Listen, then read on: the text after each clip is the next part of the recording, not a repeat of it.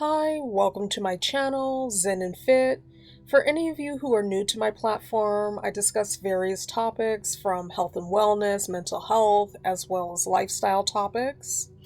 So if this sounds interesting to you, if you could please do me a favor and hit the like and subscribe button so that you can be in on the know when I post the next video.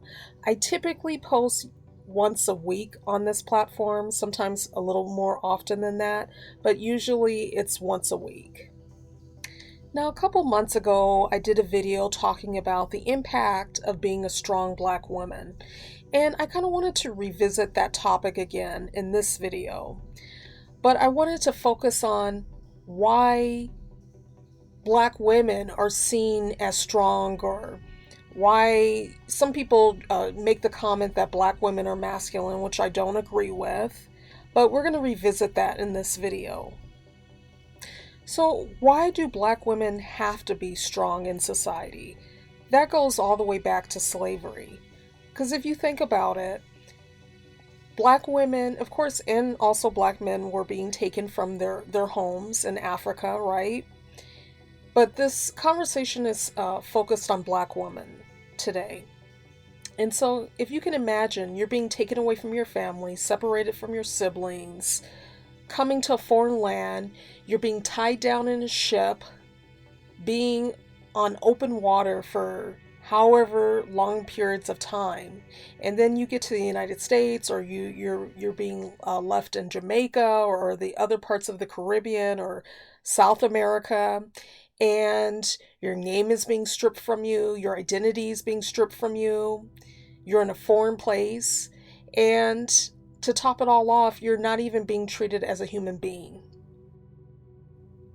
So whoever is listening to this video right now, whether you're Black, white, Asian, whatever the case may be, I just want you to close your eyes for a second and just visualize if that was you. If you were taken away from your family, isolated from everyone you know, and then taken to some foreign place where you're being persecuted, devalued as a human being, how that would feel for you. Just taking a second just to visualize what that would be like for you, and how traumatic that must have been for those people who had to go through that, who had to live through that, and that was their life forever until they passed away. And for a lot of little Black girls and also Black women, a lot of them were being violated by their slave masters. This was happening, of course, in the United States, but also in other countries as well, where they were being taken to. So can you imagine a life like that? If you were a mother and you know your child is being violated by someone. And I know YouTube is sensitive with some of the words that you can use on here, so I'm just going to say SA, and hopefully you guys understand what I'm referring to. But just imagine that. Your child's being subjected to something like that, and you as a mother cannot do anything about it. You're just disempowered in society because you're not even seen as a human being.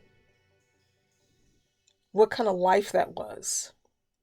And so when you put everything into context of what people had to endure, especially during those times, it's understandable why Black women, even to this day, operate and navigate life the way they do, because of all the things that they had to go through and survive in society. It's just astounding that, as a Black race, and particularly for Black women, that we're still standing here, right? Especially based on what our ancestors had to go through. And even after slavery, you had a lot of Black women who were being threatened, who were being killed. It wasn't just only Black men who were being murdered during those times. And even as we get to present day, there's a lot of things that Black women have to go through in society that other races of women do not encounter. And it's because of us having Black skin, right?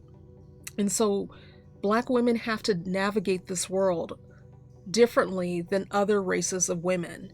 And it doesn't mean that we don't have feelings, that we can't be vulnerable, that we can't be delicate at times. We can be all of those because we are not one-dimensional. However, it's like this one famous poem out there. I don't know if you guys have heard of it, but this poem called We Wear the Mask by Paul Laurence Dunbar. And basically it's saying that sometimes you got to wear the mask from society because you can't show your true self. You can't show your true feelings. And so having that understanding when it comes to Black women, sometimes Black women have to wear the mask to survive in society, to survive in the workplace, and just everyday life. All the things that they have to go through due to racism and prejudice and all the other microaggressions. Just being female in society is another microaggression that Black women have to endure. And because of that, it's like you're on survival mode, and you have to, sometimes in society, when you're out there, wear that mask where you can't be vulnerable because you're not in an environment where you can be comfortable to be vulnerable and showcase all these different emotions that you have. And this video is not about feeling sorry for Black women or, oh, woe is me. It's to have an understanding and to give context of why Black women navigate the way they do, why they operate the way they do, because it's out of survival. Just think about it when it came to Coretta Scott King, when her husband, Dr. Martin Luther King, was murdered. She couldn't just stand there and just cry and just be delicate the entire time. She had to pick up the pieces because she was a mother. She had to take care of her children.